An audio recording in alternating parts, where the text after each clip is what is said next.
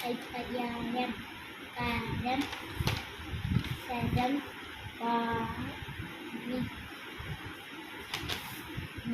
വാണീന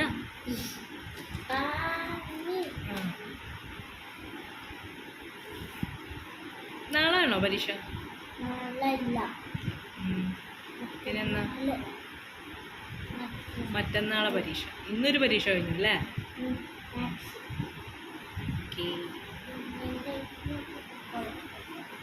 പരീക്ഷ എങ്ങനെയായിരുന്നു ഇന്നത്തെ? ഇന്നത്തെ പരീക്ഷ എങ്ങനെയുണ്ടായി? ഇന്ന് ഏതാ പരീക്ഷ ആയിരുന്നത്?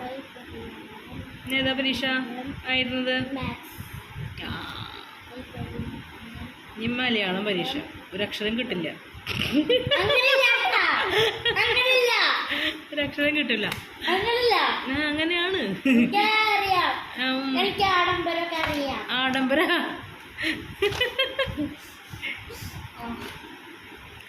ആഡംബരമൊക്കെ അറിയുക. അതെന്നിട്ട് ആഡംബരം?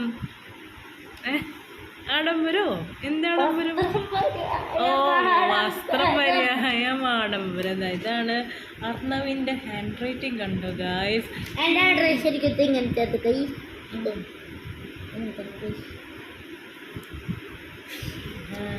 എ മുട്ടിയിട്ടില്ലേ? യു പോലെ സ്മോൾ എ.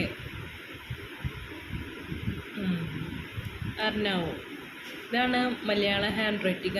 അർണവിൻ്റെ ഹാൻഡ് റൈറ്റിംഗ് വേറെ ഞാൻ കാണിച്ചു തരട്ടെ ഗായ്സ്. നോട്ട് ബുക്കാണ് ഗായ്സ് ഇത്. ഇതിൻ്റെ കോലം കണ്ടിട്ടുണ്ട്. ഇതേ ടെക്സ്റ്റ് ബുക്കിൻ്റെ കോലം കണ്ടില്ല എല്ലാവരും. ഇനി ഇതാ നോട്ട് ബുക്കിൻ്റെ കോലം കാണിച്ചു തരാം ഗായ്സ്. ഞാൻ നോക്കാലോ, കുട്ടികളോട് കാണട്ടെ. ഇതിന് രസമറിയോ? ഇത് കേട്ടോ, ഇത് കുറേയൊക്കെ ഞാൻ എഴുതി കൊടുത്തിട്ടുണ്ട്. കണ്ടില്ലേ ഗായ്സ്? ഇതാണ് വൃത്തിയിൽ എഴുതാൻ പറഞ്ഞിട്ടുണ്ടെന്ന്. വൃത്തിയിൽ എഴുതുക. ഇത് കണ്ടോ ഗായ്സ്? വൃത്തിയിൽ എഴുതുക. ഗായ്സ്, ഇതാണ് അർണവിന്റെ ഹാൻഡ് റൈറ്റിംഗ്.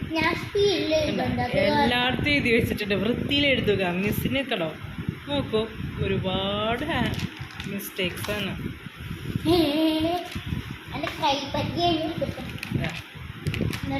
ഇതൊക്കെ അർണവ് എഴുതിയിട്ടില്ല. ഇതൊക്കെ ഞാൻ എഴുതി കൊടുത്തു. ലാസ്റ്റ് കുറേയൊക്കെ ഞാൻ എഴുതി കൊടുക്കും. എനിക്ക് ഇവര് മനസ്സിലാവണ്ടേ? ഇവനെ എഴുതിയത് മനസ്സിലാവാതെ വീണ്ടും ഞാൻ ചിലപ്പോൾ എഴുതിയിട്ടുണ്ടാവും.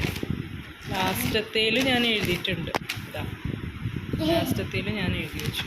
ഇതാണ് അവൻ്റെ ഹാൻഡ് റൈറ്റിംഗ്. ഫുൾ ടീച്ചറിൻ്റെ പെന്നിൻ്റെ ഇതാ കാണുന്നത് മുഴുവനും. ഇതാണ് അർണവ്. ടെക്സ്റ്റ് ബുക്കിൻ്റെ കോലം കണ്ടോ ഗൈസ്? എല്ലാതും ചീറി പോയിട്ട് അതാണ് കോലം. ആ ബുക്കുകൾ കണ്ടാൽ മതിയോ? കാരണം മാത്സിൻ്റെ കമ്പ്യൂട്ടറിനൊക്കെ പോയി പേജൊക്കെ. ഏതിൻ്റെയൊക്കെ പേജ്? മലയാളത്തിനും പോയി. മലയാളം ഒക്കെ കണക്കാണ്.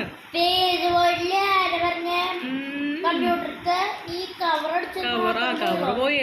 അവസാനമായപ്പോഴേക്കെല്ലാം നഷ്ടം. ബുക്ക് കിട്ടിയില്ലേ? മാത്സിൻ്റെ മലയാളത്തിൻ്റെ. ഇതാണ് മലയാളത്തിന്റെ ബുക്ക് ഗൈസ്. എൻ്റെ കോലം കണ്ടിട്ടുണ്ടല്ലോ. ഇങ്ങനെ പഠിക്കും.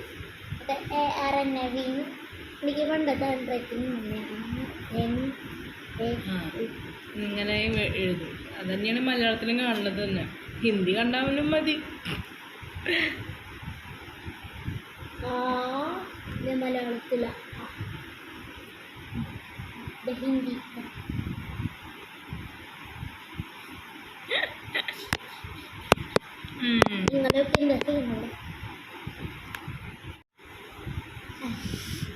ഇവിടെ പഴംപൊരി ഇരിക്കുന്നുണ്ട്.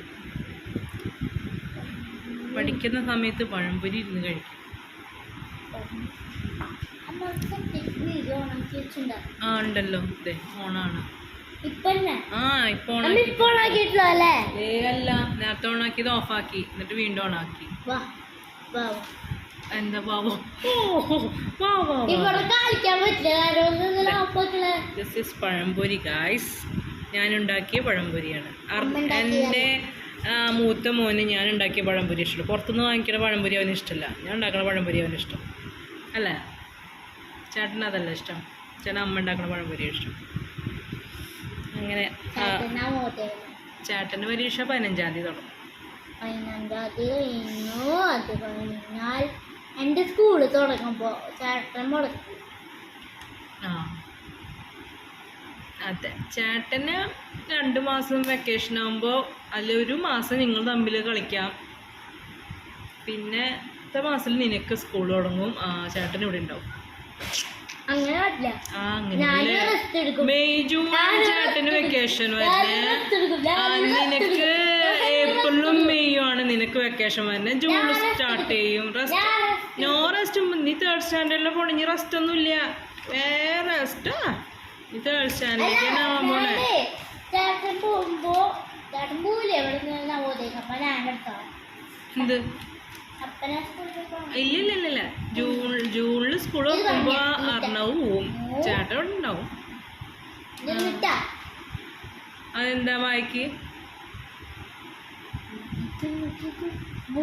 അപ്പൊ എല്ലാവർക്കും അറിയും. ഇതാ ഗൈസ്, ഇപ്പൊ നോക്കിക്കോട്ടെ. മലയാളം വായിക്കണം കേൾക്കാൻ ഒന്നും അറിയില്ല. അതാണ് ഇത് പൂജയാണോ?